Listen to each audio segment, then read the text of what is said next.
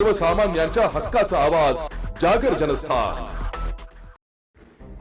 नाशिकच्या सिडको विभागीय कार्यालयातील स्पेशल वॉटर मीटर विभागात गुरुवारी लाचलुचपत प्रतिबंधक विभागाने म्हणजेच एसीबीने मोठी धडक कारवाई केली आहे। या कारवाईत विभागातील लिपिक आणि सहाय्यक अधीक्षकाला रंगेहात ताब्यात घेण्यात आले असून कार्यालयात एकच खळबळ उडाली आहे। एसीबीच्या पथकाने स्पेशल वॉटर मीटर विभागातील लिपिक एम.ए. पानसरे आणि वॉटर मीटर विभागाचे सहाय्यक अधीक्षक एम.बी. डोंगरे यांना ताब्यात घेतलंय। मिळालेल्या प्राथमिक माहितीनुसार एसीबीने टाकलेल्या सापळ्यात हे दोन्ही अधिकारी अडकले।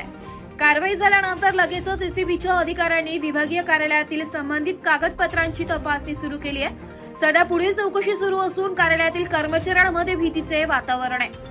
या प्रकरणात लाचेची नेमकी किती रक्कम होती, तक्रारदार कोण होता आणि कोणत्या कामासाठी लाच मागितली होती याबाबत एसीबी कडून अद्याप अधिकृत माहिती देण्यात आलेली नाहीये।